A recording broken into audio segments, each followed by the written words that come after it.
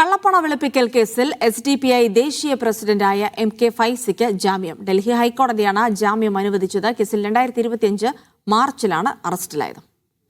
തൗഫീഖ് അസ്ലം വിവരങ്ങൾ നൽകും. തൗഫീഖ്, ഇപ്പോൾ ജാമ്യം അനുവദിച്ചിരിക്കുന്നു. ഉപാധികളോടെയാണോ ജാമ്യം? എന്തൊക്കെ വിവരങ്ങൾ?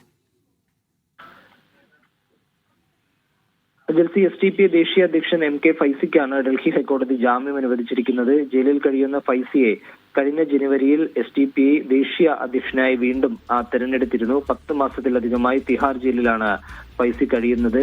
പോപ്പുലർ ഫ്രണ്ടിന്റെ നിരോധനവുമായി ബന്ധപ്പെട്ട് എടുത്ത കള്ളപ്പണ വെളുപ്പിക്കൽ നിരോധന നിയമപ്രകാരമുള്ള കേസുമായി ബന്ധപ്പെട്ട് 2025 മാർച്ച് ആദ്യ ആഴ്ചയാണ് ന്യൂഡൽഹിയിലെ ഇന്ദിരാഗാന്ധി അന്താരാഷ്ട്ര വിമാനത്താവളത്തിൽ വെച്ച് ED ഫൈസി അറസ്റ്റ് ചെയ്യുന്നത്. പിന്നീട് ചോദ്യം ചെയ്യലുമൊക്കെയായി നിരവധി തവണ ജയിലിൽ തന്നെയായിരുന്നു ഫൈസി ഉണ്ടായിരുന്നത്. മുതിർന്ന അഭിഭാഷകൻ സിദ്ധാർത്ഥ് അഗർവാൾ ഉൾപ്പെടെയുള്ള അഭിഭാഷകരാണെന്ന് ഫൈസിക്ക് വേണ്ടി ഡൽഹി ഹൈക്കോടതിയിൽ എത്തിയത്. EDയുടെ പ്രത്യേക അഭിഭാഷകൻ സുഹൈൽ ഹുസൈൻ, പാനൽ കൗൺസിൽ വിവേക് മാനി എന്നിവരും ഹാജരാവുകയും ചെയ്തിരുന്നു. ഈ പോപ്പുലർ ഫ്രണ്ടുമായി ബന്ധപ്പെട്ട് ED രജിസ്റ്റർ ചെയ്ത PMLA കേസുകളിൽ നേരത്തെ പലർക്കും ജാമ്യം ലഭിച്ചിരുന്നു. പോപ്പുലർ ഫ്രണ്ട് പ്രവർത്തകർക്കെതിരായ കള്ളപ്പണ വെളുപ്പിക്കൽ കേസ് നിലനിൽക്കില്ലെന്നും ഡൽഹി ഹൈക്കോടതി നേരത്തെ പല കേസുകൾ എടുക്കുന്നതിനിടയിൽ പറയുകയും ചെയ്തിരുന്നു. അതിനുശേഷമാണ് ഈ SDPI ദേശീയ അധ്യക്ഷനെതിരെ എടുത്ത കേസിൽ അദ്ദേഹത്തിന് ഇപ്പോൾ ജാമ്യം ലഭിച്ചിരിക്കുന്നത്.